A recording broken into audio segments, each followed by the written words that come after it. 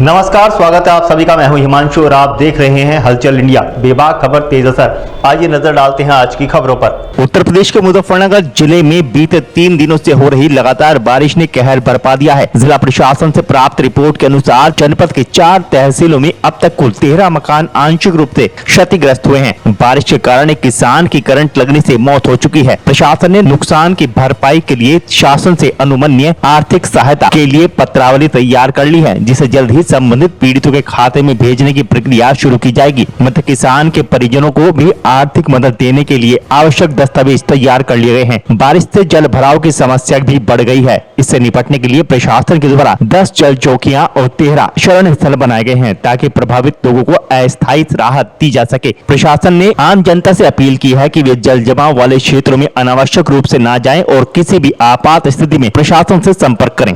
पिछले 3 दिन से लगातार बारिश हो रही है, जिसका मौसम विभाग के द्वारा पूर्वानुमान भी जारी किया गया है, जो अगले 2-3 दिन तक और रहने की संभावना है। इस बारिश के दौरान पूरे जनपद मुजफ्फरनगर में जो चारों तहसीलों से रिपोर्ट प्राप्त की गई है, कुल 13 मकान आंशिक रूप से अब तक गिरने की रिपोर्ट प्राप्त हुई है। इसके लिए जो भी शासन से अनुमन्य सहायता है, उसकी पत्रावली तत्काल तैयार करके उनके लाभार्थी के खाते में प्रेषित करने की कार्रवाई की जा रही है। कल रात में एक बिजली गिरने से एक व्यक्ति के मृत्यु होने की भी आज खबर मिली है। इनके लिए भी तत्काल 24 घंटे के अंदर इनकी जो सहायता राशि है देने की कार्रवाई की जा रही है।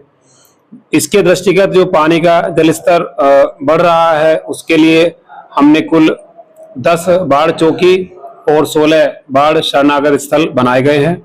सभी ग्रामवासियों को लगातार सूचना दी जा रही है कि अपने परिवार और अपने पशुओं के साथ में जैसे ही अगर स्थिति आती है तो तुरंत हमारे बाढ़ शरणागत स्थल पे आएं।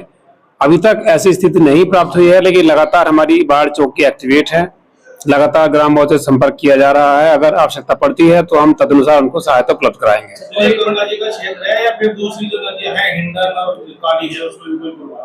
ये जो जल स्तर बढ़ने की रिपोर्ट प्राप्त हुई है वो सुलानी नदी की है। गंगा जी का जो जल स्तर है वो आबादी को मुजफ्फरनगर में प्रभावित नहीं करता है, और सिर्फ जो हमारी कृषि क्षेत्र है उससे प्रभावित होती है।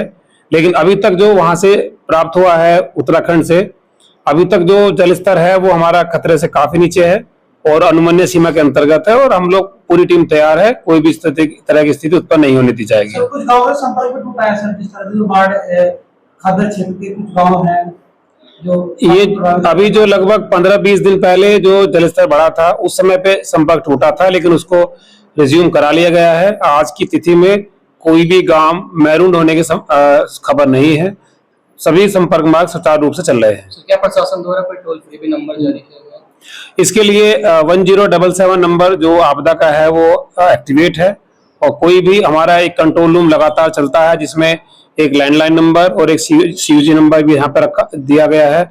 समय समय पर इसका प्रेस नोट निकाला जाता है पब्लिक की जागरूकता के लिए, और उस पर वो 24 घंटे काम करता है। यहाँ 24 घंटे हमारी शिफ्ट वार ड्यूटी रहती है।